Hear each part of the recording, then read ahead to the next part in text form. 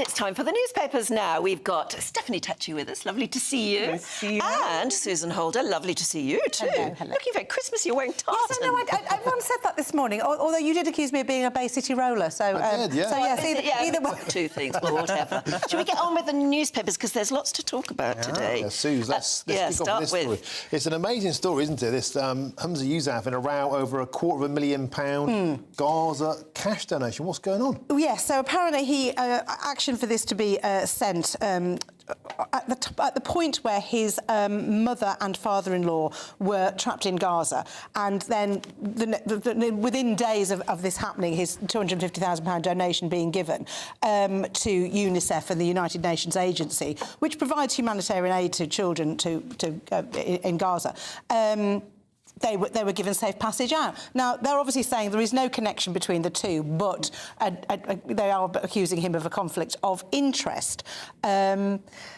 Yeah, I don't know. Having said all that, though, they were due to... I mean, it isn't just on his say-so. They're kind of making out it's all to do with him only. But his advisors were actually suggesting that they were going to give between £100,000 and £200,000 anyway. Yeah. And he just went, let's just go for the 250 and do it. Yeah. So, actually, are we arguing over something kind of... It's being made to look like he's just gone in there and done this. But actually, there was a whole team behind him who were advising that. Yeah. But the fact that some of this is going to things that support Hamas is obviously the big question. Yes, but a lot of countries which did withdraw their funding for UNRWA are now considering funding them again because they're the only people helping. It's how you get the aid in, isn't it? And you could quibble over the semantics, but actually if aid needs to get in... And while we quibble with the highest of ideals, there are people terribly starving now, and I think nearly everybody accepts and understands that something's got to be done. And you have to ask, what is £50,000 more? You know, with all this disaster that's going on out there, it's like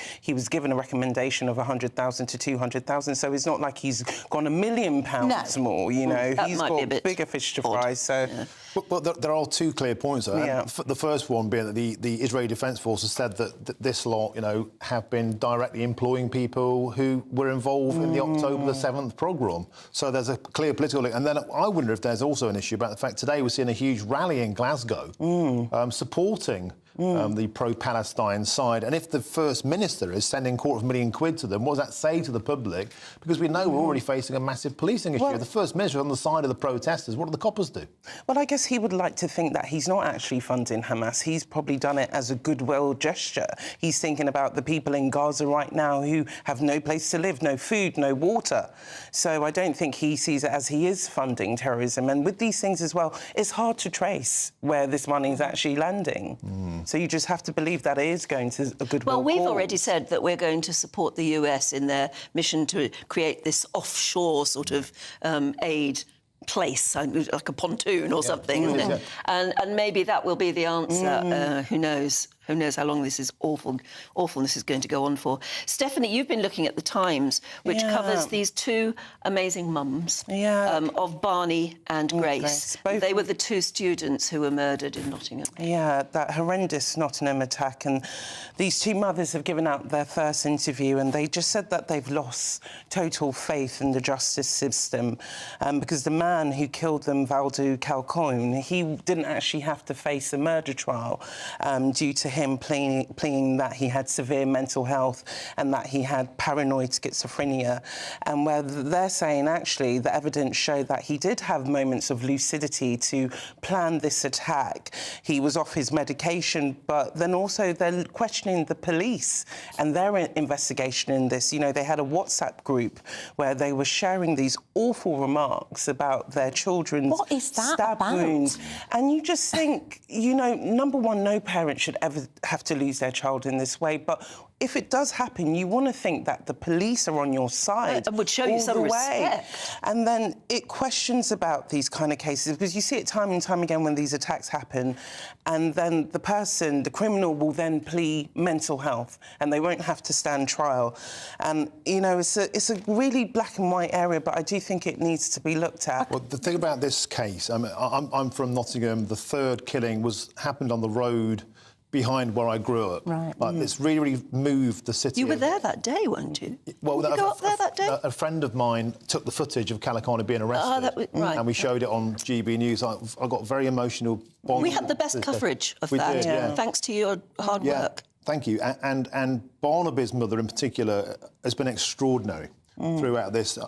The victim impact statement she gave when the trial came to...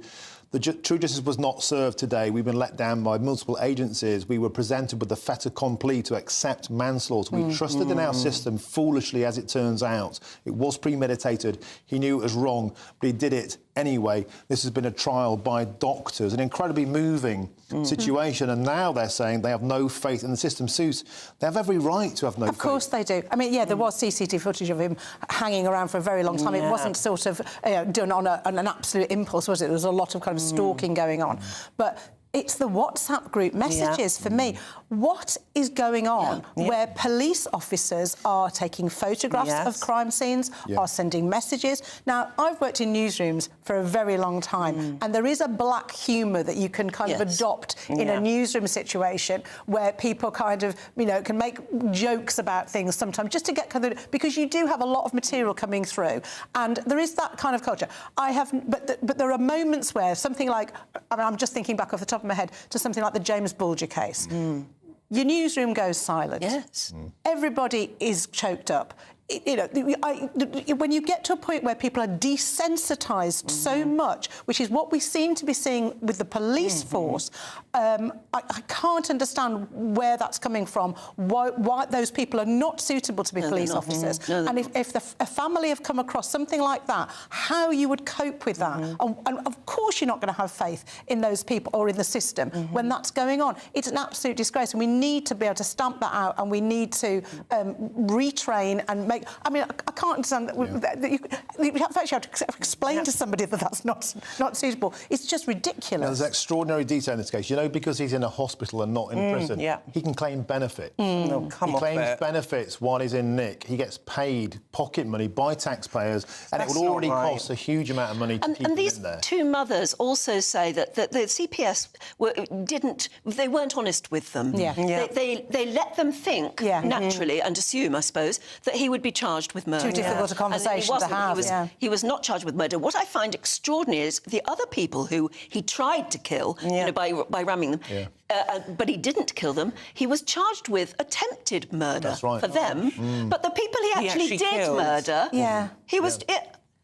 What's the reasoning behind that? Is it an easy win? Is it an easier one to get across the line? I don't understand it. But it needs serious investigation. So will he be detained in this hospital for life? So they're looking at it again now. They want to reassess the fact that if he's proven, if he does something wrong in a hospital environment, could he be put into a traditional prison?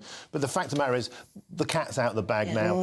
He escaped justice in the eyes of the families, in the eyes of the victims, and it leaves this bitter taste in the mouth that we have a justice system which actually seems to favour the aggressors and not those who've been oppressed. But all power to those mothers for being able to just kind of do what they're doing. It is astonishing, and they deserve every credit. But where's the Home Secretary? I'm just trying to remember. Who's our Home Secretary at the moment?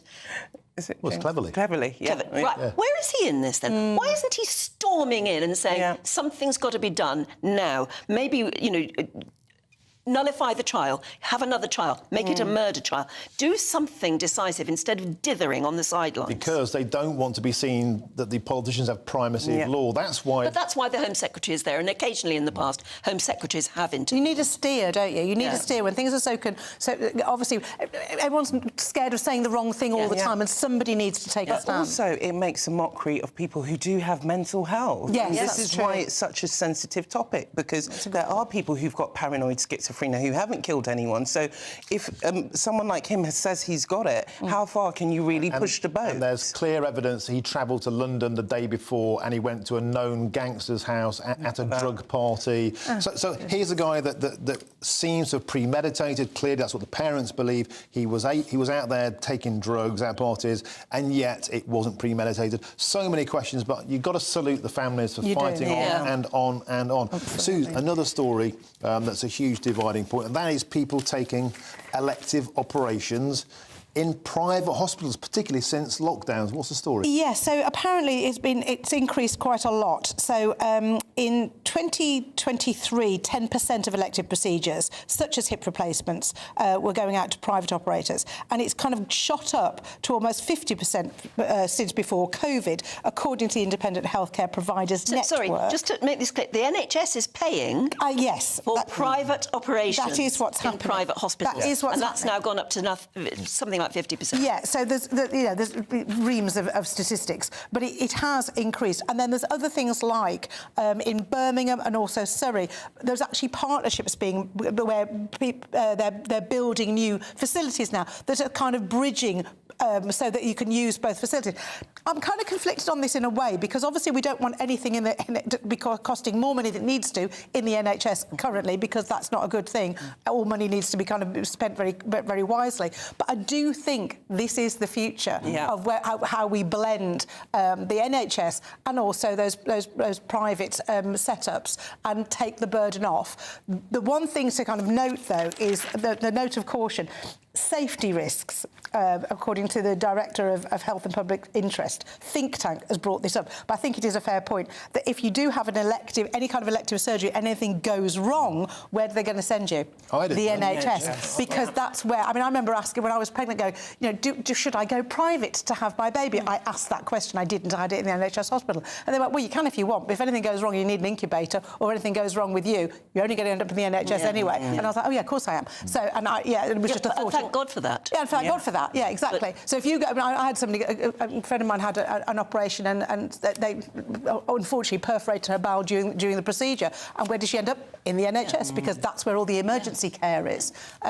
So elective surgery. But I think a judicial use of it is a way forward. It just needs to be done as cost effectively as possible. Which Steph, got a quick 40 seconds, Steph. Meghan, of course, now she's International Women's Day yesterday. She used it to voice about the hateful cyber bullying she experienced while she was pregnant with Archie and Lilibet. And I'm not surprised, to be honest, because, Meghan has been one of the most talked about women on the planet, and, she divides opinion. But I think it's quite interesting that she's actually been going through such comments and taking it on, because most people know if you want to protect your mental health, don't engage with it. Do not go on we'll social media. We'll talk more about this later, sure. because I think I'm absolutely fascinated by that. Should she be engaging with social media? Maybe she has to, because that's how she makes her money nowadays. Anyway, we've got lots more to talk about in the next hour. Don't go away.